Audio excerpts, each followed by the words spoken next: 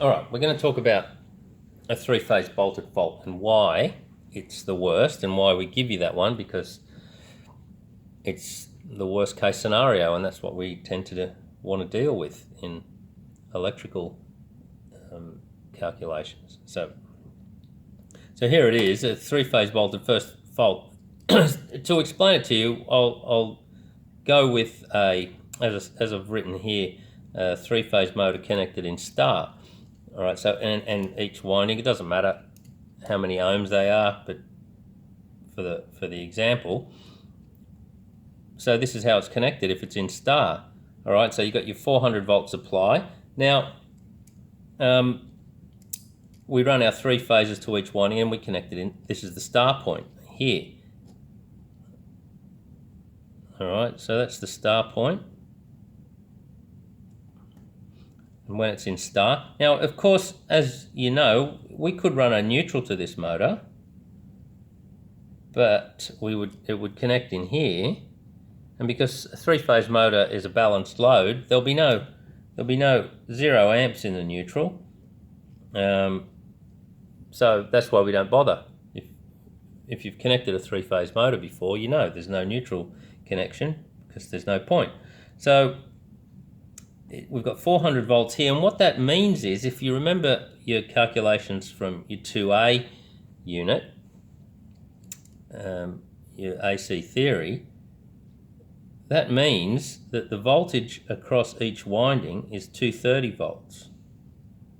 It's connected across a 400 volt supply, but by connecting it in star, we put 230 volts across each winding.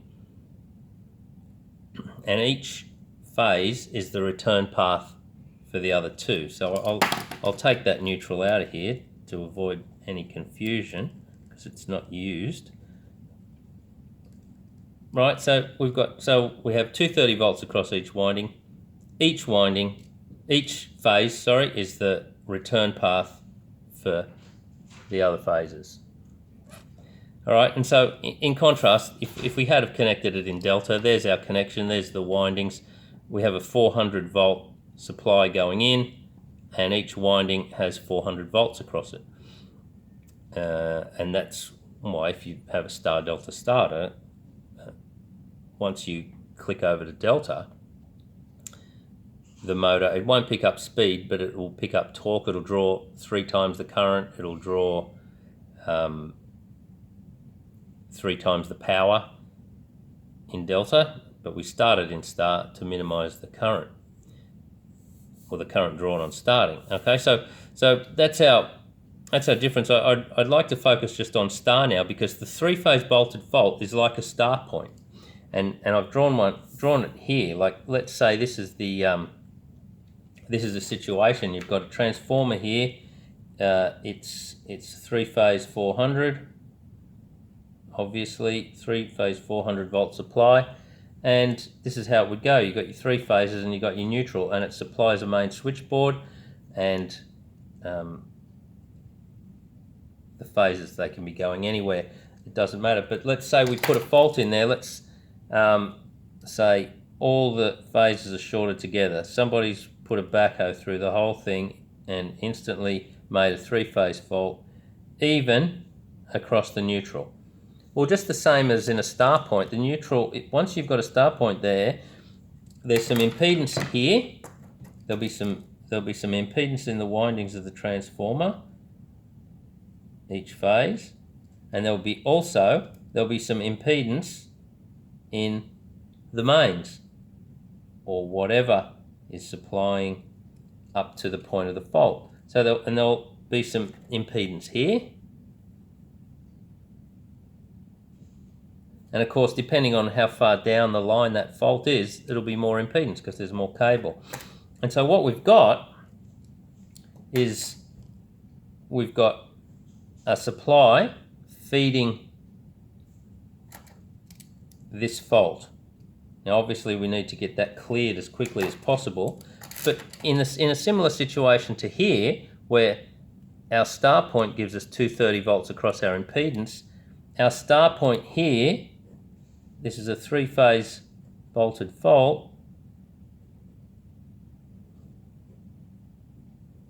it's effectively a star point.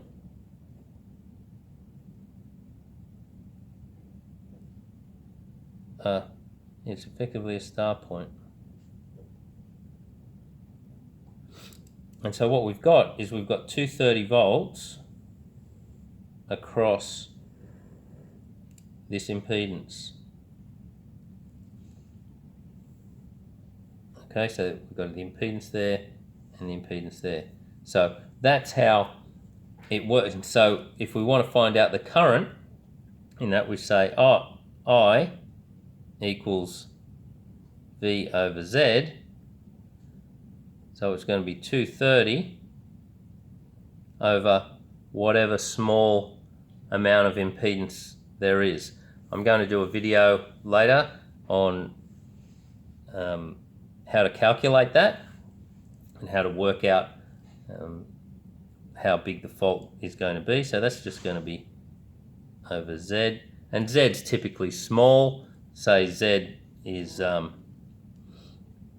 say the impedance is 0.01 ohms. That is very small.